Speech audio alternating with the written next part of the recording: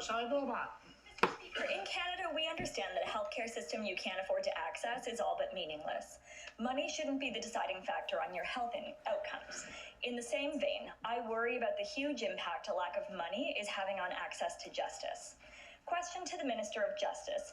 How important is money to a person's ability to get a fair shake at justice? Justice and Public Safety.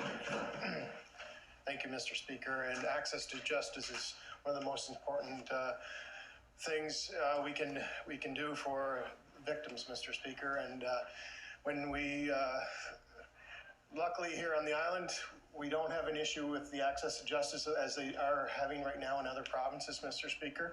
I have to give some credit to the courts for their ability to continue to work through COVID, so we don't have the backup in access to justice. But money is important. It's important that the victims get the services, Mr. Speaker, and that they get it in a timely manner. Thank you, Mr. Speaker. Thank you, Mr. Speaker. Access to justice isn't just about victims, and it isn't just about court delays. We hear from constituents all the time who need legal representation, but the cost is so prohibitive that they end up trying to represent themselves, and this means worse outcomes for them. A person working full-time would have to earn less than $9 an hour to be eligible for legal aid. Legal aid is being grossly underfunded. Question to the Minister of Justice. We asked government to increase legal aid funding substantially, but a mere half of our ask was granted. Do you feel that's enough? Honourable Minister of Justice, Public Safety. Thank you, Mr. Speaker. And we have increased the legal aid to new lawyers, Mr. Speaker. There are thresholds, Mr. Speaker. Are they enough? No, Mr. Speaker, we have to keep moving that.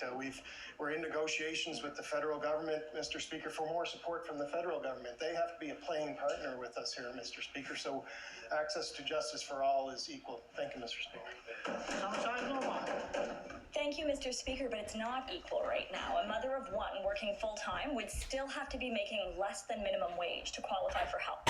So if she has to figure out her messy divorce alone, and if she does get so few hours at work that she does qualify, then division of assets isn't something that legal aid is allowed to help her with, despite the obvious impact this is going to have on her and her child, considering how little they make.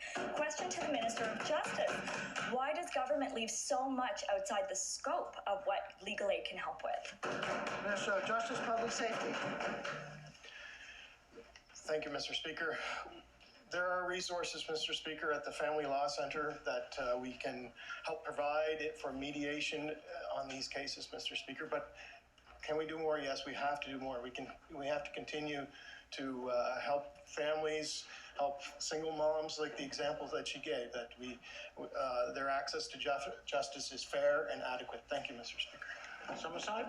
Thank you, Mr. Speaker. Their access currently is not fair, and while there are programs, they will not help with division of assets, and other things they won't help with include tenancy issues. Tenancy disputes are increasingly complicated and difficult to navigate, and we hear this all the time in our office. These issues could result in a person being homeless in a housing crisis, but you can't get legal aid help for that either. Question to the Minister of Justice. What should I tell people when they need help with their tenancy disputes and can't afford a lawyer? The Honourable Minister of Justice, Public Safety. Mr. Speaker, for the answer to that question, Mr. Speaker, and it's not going to be a popular answer, it's the IRAC. They have to go to IRAC for the assistance. It's the third independent body regulator that will help a tenant in these cases, Mr. Speaker. We have to do more, and I'll continue. I'll look forward to talking to the member on this, Mr. Speaker, if there's more opportunities that we can for the victims to get access to justice, Mr. Speaker.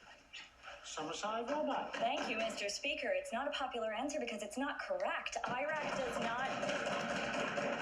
does not help in tenancy disputes. They don't fill out paperwork, they don't prep documents, they don't attend hearings, they don't help plan appeals. People need representation from a lawyer. I don't understand how government doesn't get this. With the salaries of people in this room, You would struggle to pay for legal representation. I don't know how we expect people on minimum wage to do it. Question to the minister. This is not in legislation, it's in policy. So you have the ability to just change it.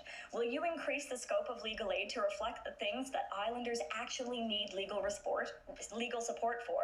Or are you going to continue to leave Islanders behind? The Honourable Minister of Justice and Public Safety.